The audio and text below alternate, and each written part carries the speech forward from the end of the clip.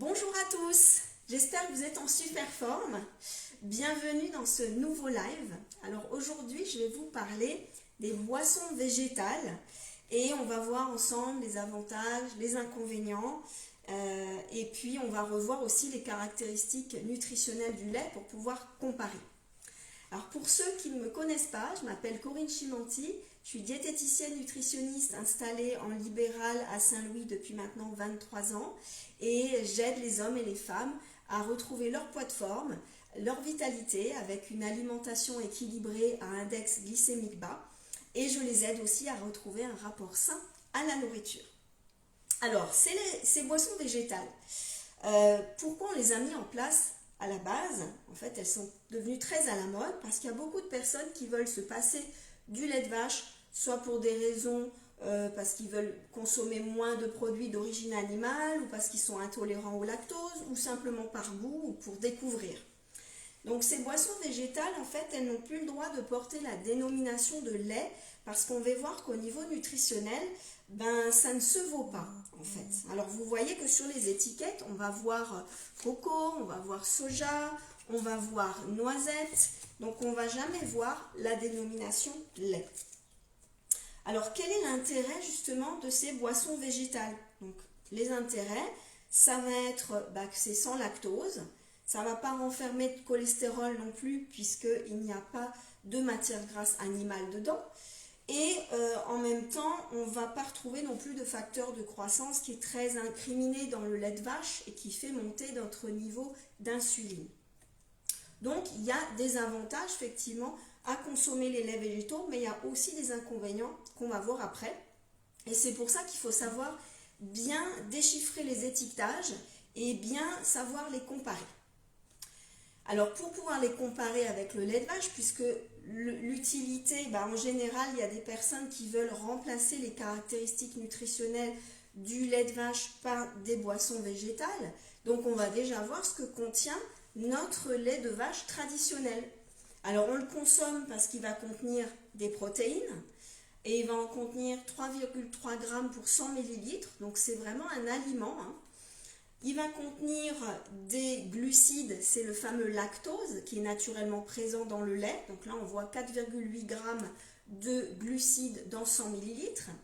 Il va contenir des matières grasses. Alors ici, j'ai pris un lait demi-écrémé, donc c'est intermédiaire entre l'écrémé et l'entier. Et il va contenir uniquement 1,6 g de lipides pour 100 millilitres, donc 1,6 g de matière grasse. Donc vous voyez, c'est pas tant que ça. Et niveau cholestérol, pareil, on ne va pas monter au plafond non plus. Et il est surtout consommé pour aussi sa richesse en calcium, bien assimilable dans le corps, et en vitamine D. Donc, c'est ces caractéristiques qu'on doit vouloir retrouver dans des boissons végétales si on veut avoir quelque chose d'équivalent au niveau nutritionnel. Alors maintenant, regardons justement ce qu'on va retrouver dans les boissons végétales. Alors, on va commencer par la boisson à l'amande. Alors là, on voit que le packaging est super bien fait parce que justement, ça donne envie. On voit une belle amande, là, on voit sans sucre ajouté. Donc là, on se dit, ça va être un super produit. Qu'est-ce qu'on regarde quand on voit l'étiquetage? Alors, vous voyez, je vous montre au niveau des ingrédients. Alors, je vais vous les lire. Premier ingrédient, c'est l'eau. Donc ça veut dire que ce qui est majoritaire dans cette boisson, ça va être de l'eau. Ensuite, on regarde combien il y a d'amandes exactement. L'amande, on voit 2,3% d'amandes dans cette boisson. Donc, ça ne représente déjà pas grand-chose. C'est-à-dire que pour faire cette brique de 1 litre, on a pris 23 grammes d'amandes, c'est-à-dire une poignée en gros. Donc vous voyez, au niveau du goût de l'amande, déjà, on risque de ne pas trop s'y retrouver si on prend une boisson comme ça. Et ensuite, bien entendu, alors ils vont rajouter des stabilisants, des émulsifiants. Donc ça devient déjà un produit qui commence à être transformé avec plein d'additifs.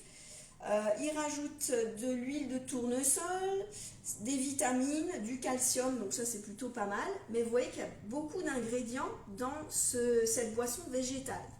Par contre, si on regarde les teneurs, au niveau des protéines, il n'y a quasiment rien. On va retrouver 0,4 g de protéines alors que dans notre lait, on a 3,3 grammes, hein, donc c'est quasi rien dans cette boisson végétale. Et puis, ben, quel va être l'inconvénient de ça si on remplace son lait par une boisson végétale? Ben, c'est que ça ne va pas rassasier du tout en fait, hein, vu qu'il n'y a pas de protéines. Par contre, le côté sans sucre ajouté, et ben là, il est bien respecté parce qu'on a glucides 0. Et les matières grasses, 1 g de lipides pour 100 ml, donc on ne va pas retrouver beaucoup de matières grasses. Tout ce qui est vitamines et calcium, ben on va retrouver, ça va être intéressant d'en rajouter puisqu'il ne va pas y en avoir sinon en quantité suffisante, donc ça c'est plutôt pas mal.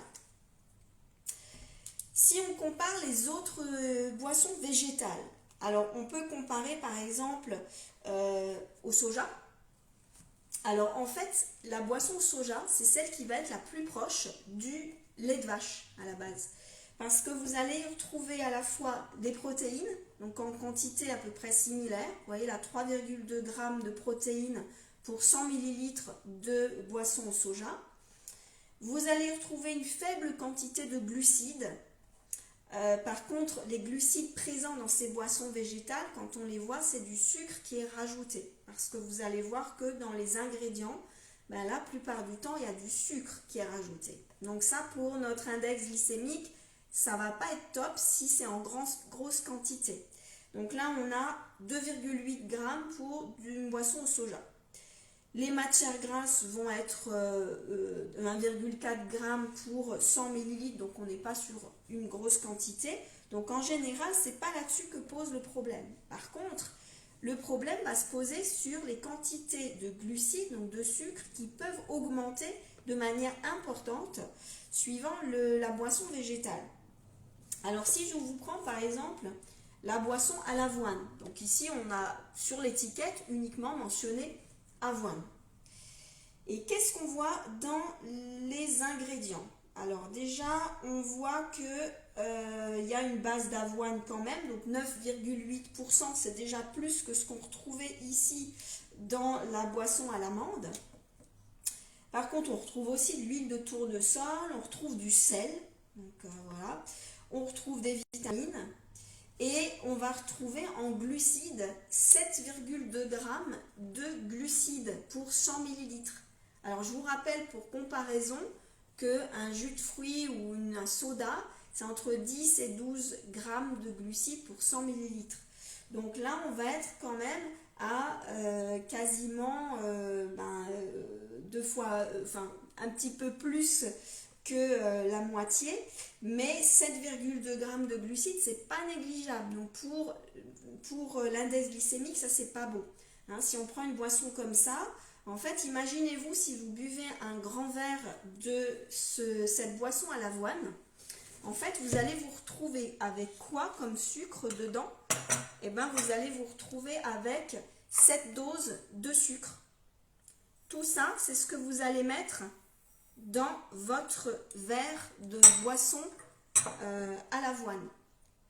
Et il y a pire dans les boissons végétales, hein, si vous prenez, là j'ai pas pris de boisson à la base de riz, et ben celui-ci va être encore plus chargé en glucides. Là on va être à l'équivalent d'un soda, on va être quasiment à 10 g de glucides pour 100 ml. Donc vous voyez que finalement on pense boire une boisson qui est super intéressante, mais non seulement on n'a pas de protéines, et on peut avoir des doses de glucides, donc de sucre élevées.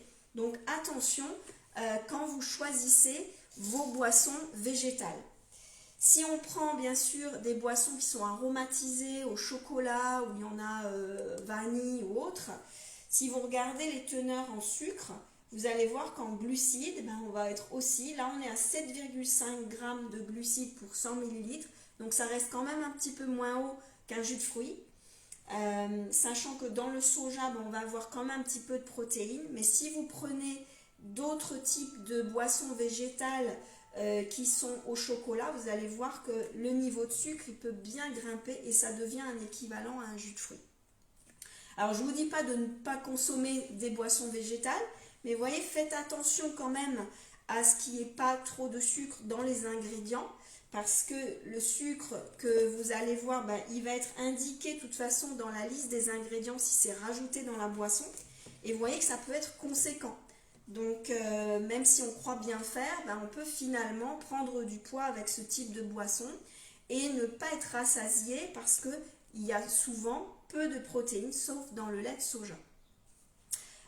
Vérifiez bien qu'il soit enrichi en calcium et en vitamine D aussi, si vous voulez que ça fasse un équivalent au lait de vache. Bien que voilà, sur l'assimilation du calcium, il n'y a pas eu encore beaucoup d'études sur la biodisponibilité de ce type de calcium.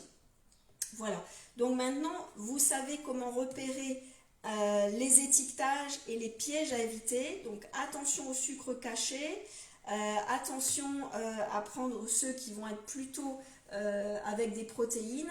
Et si jamais vous en prenez un qui n'est pas du tout protéiné pour votre petit déjeuner, par exemple on met un lait de noisette, enfin une boisson à la noisette avec une céréale, eh bien vous n'allez pas avoir du tout de protéines. Donc ça va vous donner très très faim.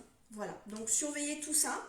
Et puis si vous avez des questions, des commentaires, bah, n'hésitez pas à me les mettre en dessous de cette vidéo, à liker si vous avez aimé. Et puis bah, moi je vous souhaite une bonne journée et puis je vous dis à très bientôt pour un prochain live. Ciao ciao!